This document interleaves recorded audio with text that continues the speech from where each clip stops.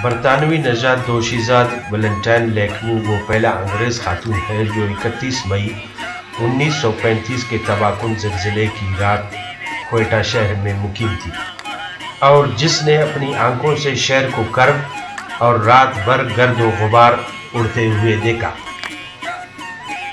وہ اپنی کتاب میں کوئٹہ کے زلزلے کے علاوہ 2 خاص برطانوی شہریوں کا بھی تذکرہ کرتی ہے جو بسلسلہ ملازمت شہر میں موجود تھے۔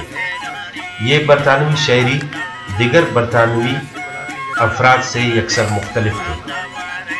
ایک سہارا جو ملازمت کے لیے انگلینڈ سے بمبئی اور بمبئی سے براستہ ریلوے کوئٹہ آئی اور کوئٹہ شہر میں بیوٹی پارلر کا کام کرنے لگی۔ اپنی تصنیف میں وہ مشہور درہ بولان کے ایک چھوٹے سے ریلوے اسٹیشن ارک کا تذکرہ کرتی ہے اور یہ بتاتی ہے کہ یہ ریلوے اسٹیشن ایک انگریز انجینئر بیروک کے نام سے منسوب کی گئی کیونکہ بیروک انگریزی افواج میں خدمات سر انجام دینے والا کمسن فوجی انجینئر تھا۔ اس نے 25 سال کی عمر میں انجینئرنگ کا امتحان پاس کر کے بولان ریلوے ٹریک کی تعمیر میں حصہ لیا تھا۔ ویلنٹائن نے شدید ترین زلزلہ کوئٹہ پر ایک نظم کہی جو دنیا کی دیگر شہر آفاق نظموں کی طرح کوئٹہ لو سانگ کے نام سے بے پناہ شہرت پا گئی۔ زلزلہ کوئٹہ کی روایات کچھ اس طرح بیان کر کے لکھتی ہے: 30 مئی 1935 کو لوگ حسب معمول کام کاج کے بعد شام ڈلے اپنے اپنے گھروں کو لوٹنے لگے۔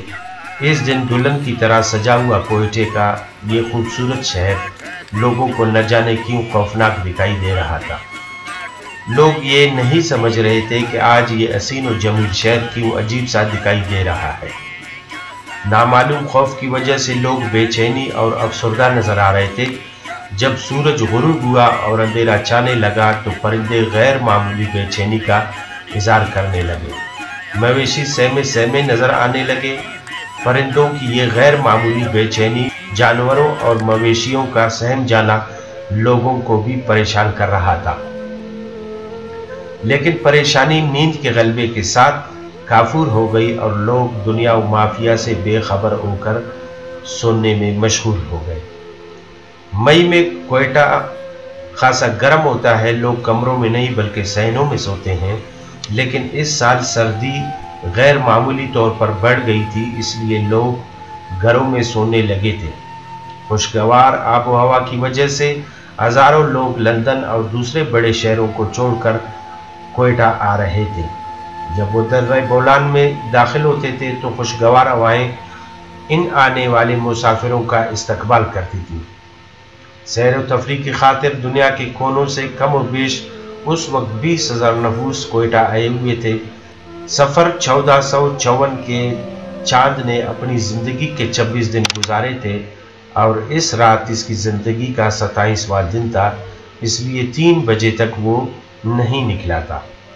رات نسبتاً اندھیری تھی۔ جوں جوں رات ڈلنے لگی چوکیداروں کے للکارنے کی صدا کم ہونے لگی۔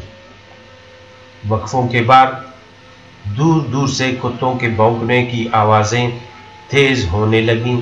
شاید ان کی چھٹی اس نے ان کو آنے والے خطرے کی اطلاع قبل از وقت دی تھی اور وہ اپنے مالکوں اور محسنوں کو جگانے کے لیے زور زور سے بھونک رہے تھے، لیکن نیند کی آغوش میں گئے ہوئے انسانوں کو یہ آوازیں نہیں جگا سکی۔ گھڑیوں میں 3:03 ہوئے تھے کہ زمین اچانک ہلنے لگی اور زلزلے کے شدید جھٹکوں نے کوئٹہ جیسے حسین و جمیل شہر کو گلے سے پکڑ کر 25 سیکنڈ تک جھنجھوڑے رکھا۔ 25 سیکنڈ کے مختصر عرصے میں کوئٹہ شہر اور سول لائنز کی تمام عمارتیں منہدم ہو گئیں۔